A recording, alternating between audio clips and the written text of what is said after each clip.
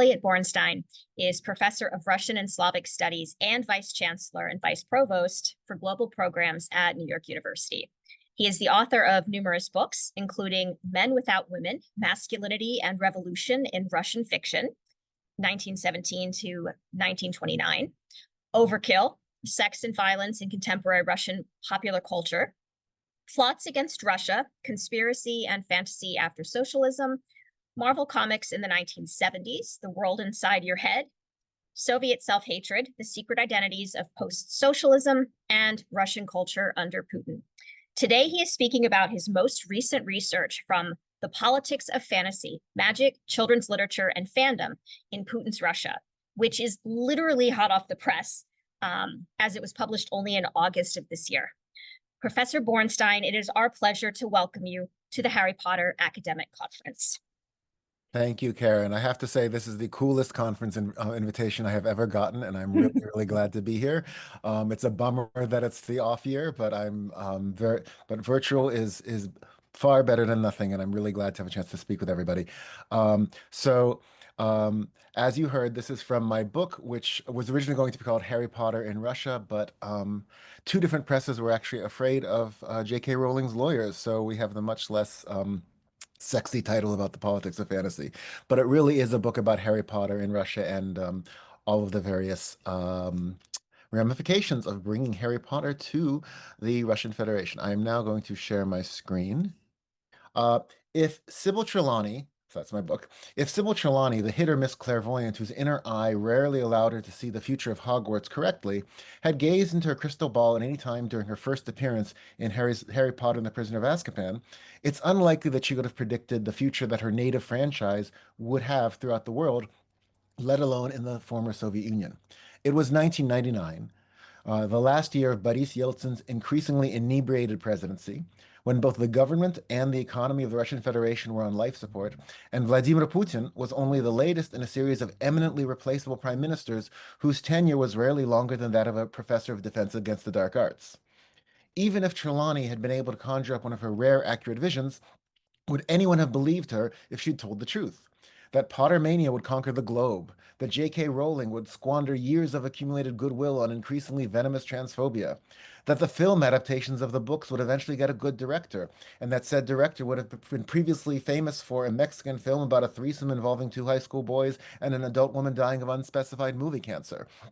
More to the point, would anyone believe that Vladimir Putin would be president for the next 25 years and counting? That the Harry Potter series would not only be a runaway Russian success, but inspire endless Russian knockoffs, intense animosity on the part of defenders of the Russian Orthodox Church, and provide a lexicon that would encompass political resistance and disappointment for generations of Russians and Ukrainians. Or, for that matter, that I would write an entire book on the subject. Even fans of fantasy would be hard put to engage in the willing suspension of disbelief that underlies their chosen genre. And yet, as conspiracy freaks around the world would put it, it's all true. Allow me to provide some backstory. Unlike either Star Wars or The Lord of the Rings, which only began to circulate broadly in the USSR in the 1980s, that is years after their first appearance, Harry Potter is a recent enough phenomenon that Russian citizens were able to experience it with the rest of the world in close to real time. Both the timeliness of Potter's appearance in Russia and the time lag suffered by the mega franchises that I just mentioned are significant. Until the Soviet Union's very last years, its censorship bodies severely restricted all cultural imports, with the unintended result of turning foreign pop culture productions into something of a fetish. Censorship eased during the last half of the 1980s and disappeared entirely with the collapse of the Soviet Union in 1991. Spoiler alert, in the 21st century it came back. Suddenly, the Russian Federation and the 14 other successor states of the USSR were flooded with Western movies, television, books, and advertising. The culture shock is hard for people who grew up in the English-speaking world to imagine. A backlash was only to be expected. Harry Potter became an ideal vehicle for Russian aspirations, anxieties, and outrage. Its timing could not have been better. The first official Potter translation came out in 2000, the same year as the English language release of Goblet of Fire. While this technically represents a 3-year lag, that figure is deceiving. It took at least half of that period for Pottermania to truly kick into gear, which means that people's first encounters with the franchise were staggered over time, even in the English-speaking world. Translations of the second through fourth books of the series came out quickly after the first, and I have a lot about the translations in the book. By the time of the fifth book, the gap between the English and Russian releases was just a matter of a few months, as was the case in much of the rest of the world. And this would remain the case for the duration of the series. And the films, of course, had a much quicker Russian release. In other words, the Russian Harry Potter books are an entirely Putin-era phenomenon, with the appearance of the official translations almost perfectly bracketing his first two terms of as president from 2000 to 2012. Harry Potter, then, would provide some of the discursive and imaginative tools for framing and critiquing the post-Yeltsin world. But Potter's role would go beyond the franchise's intersections with straightforward political questions or debates about the structure of state power. Russian culture in the 21st century was dominated by two contradictory phenomena: the growing hegemony of mass culture, both domestic and foreign, which tended to push the boundaries of acceptability, good taste, and conventional mores, and a conservative backlash that, while reminiscent of Soviet-era rigidity, was part of a broader cultural war about religion, art, sexuality, and values. Children's entertainment was not only not immune to these concerns, it was a frequent flashpoint. Like most Soviet-era mass culture, children's literature had been carefully curated by authorities who were resistant to change. The children of the 1970s were given primarily the same classics that their grandparents read in the years following the revolution. Fantasy, adventure, and science fiction, genres that typically have a broad overlap with children's literature, were always popular, but the amount of new material produced in each of them was small. While Harry Potter was obviously a huge phenomenon in Europe and North America, it did not come out of nowhere. Magic schools were a staple of children's and young adult fiction, Diana Wynne Jones's books, for example, among many others. But for Russian aficionados of children's fiction, the Harry Potter books had few precedents. In Russia, then, Harry Potter would have to bear even more burdens than he did in England. Given that the fate of the entire wizarding world rested on his narrow shoulders, that's saying a lot. All the familiar anxieties about what children are reading and whether they're reading at all were magnified in Russia, which, at least in the realm of mass culture, was rapidly transforming from the country with the most readers in the world to a typical post-industrial, post-literate society. The Russian Orthodox Church was now asserting its authority, fueling challenges to anything that smacked of the occult. Protecting the children had become a frequent justification for censorship, with moral panics cropping up left and right. In a country with traditional distrust of subcultures, fandom and fan communities were on the rise. Calls to shield Russia from foreign liberal values often targeted Rowling's franchise, while perhaps most unexpectedly, the reputations of Harry Potter and Vladimir Putin would frequently find themselves intertwined. Harry Potter in Russia is a case study of the interpenetration of a local, previously semi-isolated mass culture with a global media juggernaut. With Harry Potter, we have a cultural import that does more than give rise to debates, moral panic, and concerns about the cultural patrimony. In Russia, Harry Potter is a meta-cultural event. Because of its successful saturation of Russian cultural space, the Harry Potter franchise becomes a site for clarifying a set of trends that had been developing over the previous decade. First, there's the question of fan culture. Again, I have a lot of this in my book, not much here. Fan culture is difficult for traditionalists to wrap their heads around and can be perceived as potentially threatening in a political environment marked by suspicion and, more recently, outright hostility. This holds even for seemingly apolitical groups or movements not affiliated with the state or its allies. Russian fandom as a mass phenomenon precedes Harry Potter and encompasses a broad spectrum of mass cultural productions that one might expect: hit TV and film franchises, comics, pop stars, and assorted celebrities. The fan-created Harry Potter content that focuses on Russia itself, such as stories of Harry Potter living in the Russian Federation, highlights an often ironic sense of everyday Russian reality, while also at times engaging with the most important issues confronting the country, the protest movement, the war in Ukraine, for instance. But in Russia, fandom is noteworthy as much for its resemblance to other global fan cultures as for its particularities. Fan fiction communities in the West are generally open and accepting towards both queer fans and queer content, both of which one could say really drive fan culture. This is true in the Russian Federation as well, but the intensification of homophobia over the past 2 decades means that the fan fiction world is a rare haven of tolerance. Online video fan content, on the other hand, has a more of a macho schoolboy ethos. Second is the question of capitalism. Much of the hostility towards Harry Potter involved the relationship between quality and marketing. Potter skeptics called the writing weak and derivative. This is, of course, a question of individual taste, and nearly everyone commenting on Harry Potter in the Russian media is reading it in translation. Still, it is possible to dislike the books without condemning or trashing them, particularly if one is an adult reader of a book aimed at children. tastes vary, as do intended audiences. If the Potter books themselves were considered uninspiring, then the only reason for their success could be marketing. Writing for the hardline conspiratorial newspaper Zavtr in 2002, Georgy Sudovtsev, one of the many pundits accusing the books of satanic propaganda, complains of the, quote, unprecedented worldwide hype campaign about the young wizard Harry Potter. That same year, Ilya Fenikov seems less interested in understanding the Harry Potter phenomenon than in diagnosing it, a task that he suggests is more appropriate for a sociologist or a psychologist than it is for a literary critic. Quote, is humanity falling into childhood? Fenikov is appalled that adults have fallen under Rowling's spell, noting that the American publisher had released editions aimed at adults, quote, so that grown men and women wouldn't be ashamed of reading the book in public. Not sure where he got that one from. In 2008, the title of an article in Uralsky Rabotnik summed up the case against the series, Harry Potter and the Victims of Advertising. Third is the question of morality.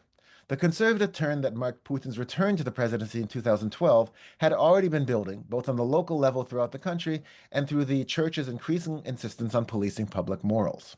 From 2002 on, laws were passed against so-called gay propaganda, international adoption by Americans, hurting the feelings of religious believers, sexual content on television, using foul language in virtually any medium, advocating suicide or drug use on the internet, insulting the authorities, and extremism, a category so broad that it meant whatever prosecutors wanted it to mean. Censorship itself was nothing new to Russia, though the previous 2 decades had seen relatively little of it. What was qualitatively different about this new wave of restrictions was that much of it was done in the guise of protecting minors. The West has a long tradition of conservative campaigns conducted in the name of the children, but Russia had not typically mobilized panic over children's safety to justify repression. They had plenty of other ways. Secular guardians of Russian culture were uncomfortable with fantasy and entertainment for both children and adults, but their disapproval fit within the boundaries of a rationalist worldview. While they might have worried about children's capacity to distinguish between reality and the imagination, these critics themselves were quite clear on what was real and what was not. The Crusaders, along with Russian Orthodoxy, make their case on different grounds. Though some confine their criticism to questions of moral and cultural values, the loudest among them give voice to a set of concerns that can only be taken seriously within a particular Christian framework. They do not go as far as to proclaim that the magic spells in the Potter books work. If they did, we would have heard about it by now. But they are very serious about identifying any non-Christian metaphysics as fundamentally satanic. For them, Voldemort may be fictional, but the devil is very real. There is nothing new in Christians labeling pagan, animist, or magical practices satanic. If anything, it was a standard operating procedure of missionaries the world over.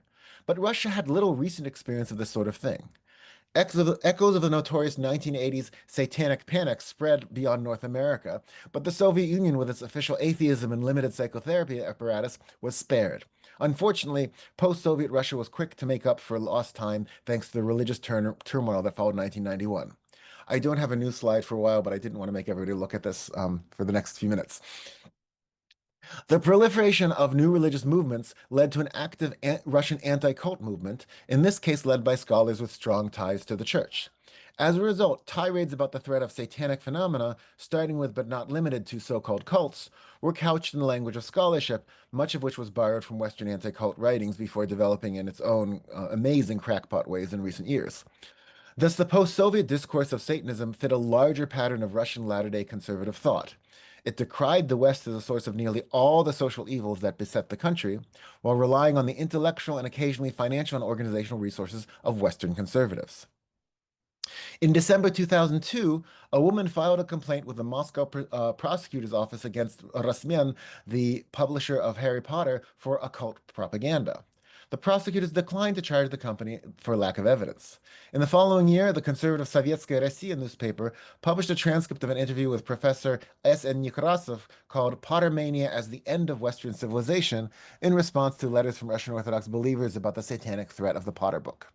Nekrasov tried, as a secular person, to reassure believers that this is not a matter of Satanism. Instead, the Potter books are an extension of the countercultural warfare that the West has been engaging on the entire world, starting with Beatles songs praising drugs and the destructive influence of Tolkien, and continuing through Rowling's work and the psycho-programming transmitted by the sinister Teletubbies. Nekrasov's worldview may be secular, but it nevertheless is populated by a stunning array of folk devils. In 2002, Irina Medvedeva and Tatiana Shishova, socially conservative writers who'd caused a stir 6 years earlier with their campaign against sex education, published a short book called Harry Potter Stop, which they subsequently revised as part of a longer book entitled Abominations in Education. Trust me, the title sounds better in Russian, but the content doesn't. Their main argument is about the dangers of introducing young readers to occult ideas, a preoccupation of Russian conservative culture warriors disturbed by the post-Soviet proliferation of esoteric literature.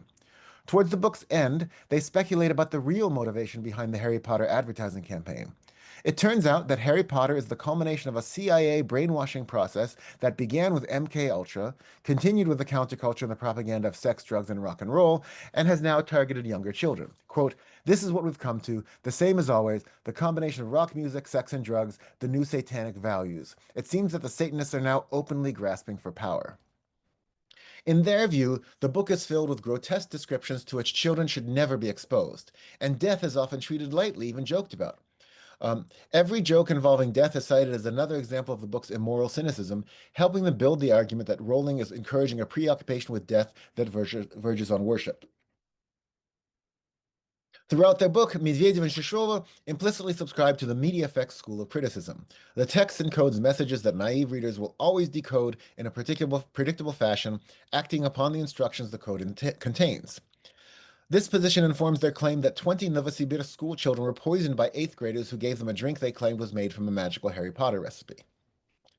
Yet the most outlandish problem with the books is one that I would not imagine anyone would expect. The first book's original sin is that Harry is ungrateful to the Dursleys for taking him in. And I quote, "If you think about it, what's so monstrous about these people's attitude towards their nephew? They took a tiny orphan into their family and raised him for 10.5 years, knowing, by the way, that his father was a sorcerer, and that means that the boy could be suspected of a bad heredity. Sure, they have a bad opinion about magic and are against sending Harry to a magic school, but representatives of traditional culture should have a negative opinion about sorcery. And these people had the chance to become convinced of magic's mortal danger personally, since an evil spell killed Uncle Vernon's sister, Harry's mother. And their sorcerously empowered nephew has caused them nothing but unpleasantness. And as for being grateful to them, to his foster parents, not a word." It is difficult to read about all the humiliations Harry suffered as a little boy and come away feeling bad for the Dursleys, and yet somehow Medvedeva and Shishova managed to turn a story of child abuse into a cautionary tale about ungrateful children. Their reading is less a matter of Russian orthodoxy than it is symptomatic of a discomfort with the text shared by many of the book's Russian critics. The Harry Potter books undermine the strict hierarchy of adults and children. Harry and his friends are constantly disobeying their teachers, usually in the name of a lofty goal or a plot or kind of a plot shortcut, while Harry himself has little respect for his aunt and uncle who have treated him abominably over the years.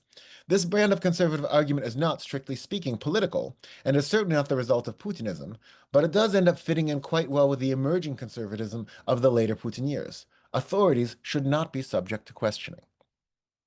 Medvedev and Shishova are no doubt extreme. The more mainstream critics of the franchise have more mundane preoccupations. If I wanted to be uncharitable, I would characterize the critical Russian media reactions to Harry Potter as something along the lines of, "Harry Potter is trash and bad for Russia, and why don't we have a Harry Potter of our own?" There were numerous attempts to do precisely that, with the most successful Dmitry Yemits's best-selling series about a girl witch named Tanya Grotter, and the name happens to rhyme. This book is called Tanya Grotter and the Magic Double Bass. The titles will continue on in that vein, though there are many, many more than Rowling's books, and after the first novel, they go off in their own direction. Um, Tanya Grotter would even lead to a court case in the Netherlands to try to stop translations of the books into other European languages. Even Rowling's publishers knew they couldn't do anything about piracy or copyright infringement in the Russian Federation. Tanya Grotter has become a phenomenon in her own right. I talk about her in my book, but I'm afraid I don't have time to go into the series here.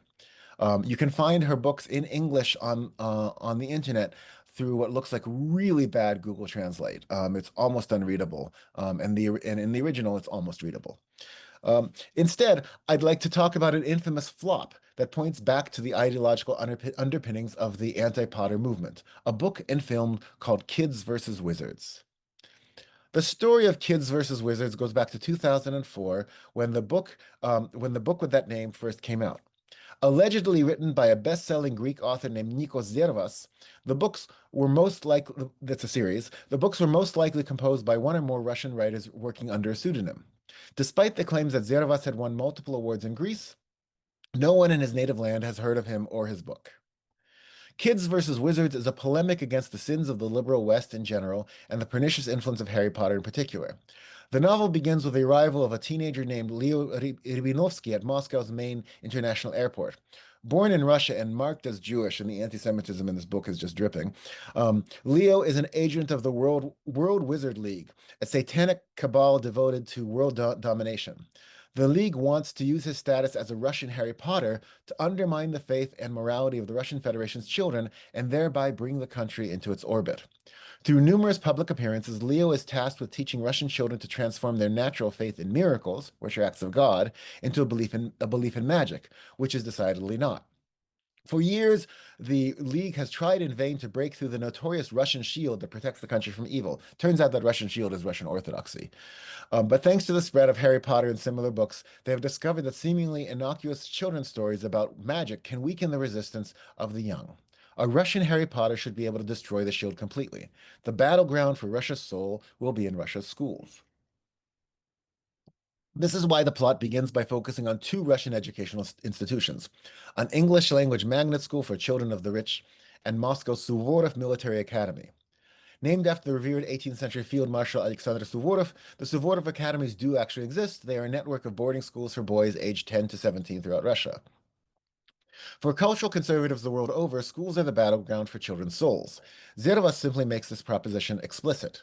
One of Leo's first public appearances in Russia is at the English Magnet School, where he charms the students literally and figuratively. But he's challenged by a girl named Nadia, who points out that his spells, which last only 40 minutes, are not miracles since they are temporary. In response, Leo promises to cast a spell that will make everyone who sees Nadia smile. He is true to his word. Now Nadia's forehead bears the words, Russian piece of shit. And there's also some ethnic things going on with that too. Unfortunately for Leo, Nadia happens to be the granddaughter of General Timofey Yeropkin, a heavy-set, no-nonsense career military man who is the director of the Suvorov Academy. Yeropkin learns from a colleague in the FSB that Leo's organization has already appeared on their radar. The Merlin Academy invited several Russian orphans to study there for free, and Russian orphans have long been a big cultural flashpoint. So the Russian orphans were invited to study there for free, and now they're refusing to come back. In a chapter with the unsubtle title, Children as a National Asset, the two men eventually hit on a plan. Since sending adult soldiers has had no effect, they will dispatch a team of teenagers from the academy to infiltrate the enemy school. After rejecting a few candidates, they eventually settle on the boy who will become the hero of the story, Ivan Tsaritsyn. It would be difficult to find a more heroic patriotic name than this one. Tsaritsyn comes from Tsar, and the young man is saddled with the nickname Ivan Tsarevich, Ivan, son of the Tsar, the hero of numerous Russian folktales. The rescue mission takes some odd twists and turns, including a side trip to Kosovo, whose main purpose seems to be to assert the brotherhood of Orthodox Slavs, and ends with the successful rescue of the Russian orphan. The climax includes a bizarre revelation that has little to do with the actual plot, and that doesn't make it into the eventual movie. In this world, Harry Potter is a real person, a dedicated leader of the Academy of Occult Sciences, but he also turns out to be, wait for it, Hermione Granger's transgender sibling. It's a gratuitous moment of excess demonization, since in this context, being transgender by definition means being satanic. With the passage of time, Rowling's own infamous interventions in debates about trans rights in the United Kingdom, it has also become deeply ironic. One particular striking moment comes when an officer named Lieutenant Telyagin addresses the newly assembled squad of cadets before the mission. And this is what he says. One more thing, cadets. No drinking, no stealing, and no masturbating, or else I'll immediately punch you in the face until you're dead. Any questions? Actually, I have several. Why does Telyagin care if his cadets masturbate? How do any of the sins he enumerates warrant violent death? And why does the author think this is worth including in a novel for small children? One commenter writes, "Oh, how I pissed myself over the Russian Orthodox Kids versus Wizards. It's got jerking off, gays, transsexuals, you name it. The Russian Orthodox tots for whom this piece of shit was supposedly excreted aren't even supposed to know any of these words." That's better writing than you'll find in the book, by the way.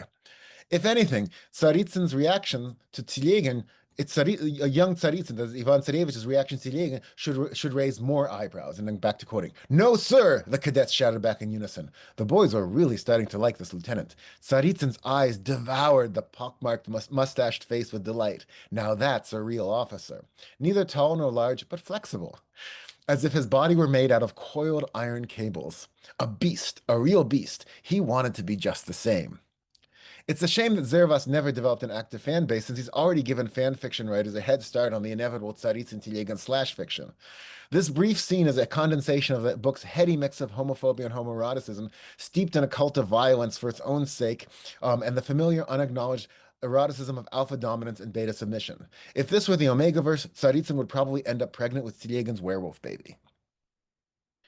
All of this was in 2004, and the book uh, got a limited amount of largely negative attention. But in 2016, the film version was released, and it was backed by a whole lot of money from the church and from the state. Meant to inspire its viewers to patriotism and piety, the Kids vs. Wizards film unintentionally had the entertainment value of a Russian Orthodox Sharknado. The film's trailer was released online on December 29, 2015. The movie itself was previewed on April 1, 2016 for first-year students at the Suvorov Academy in Moscow, Moscow Suvorov Academy, finally premiering in the provincial city of Tver on June 22, 2015. June 22nd is officially the Day of Remembrance of Sorrow in honor of the anniversary of the Nazi invasion of the USSR. Eventually released online, Kids vs. Wizard was the target of merciless negative reviews. Negative is a mild word for it. Some of the reviews combined the kind of hostility and glee that only a true mega flop can provoke, along the lines of the universally bad press garnered by the 2012 American children's movie The Oogie Loves. Look it up on my year of flops on the AV Club. I actually have seen this movie way too many times. Viewers of Kids vs. Wizards tended to agree that the film had only two problems: its form and its content.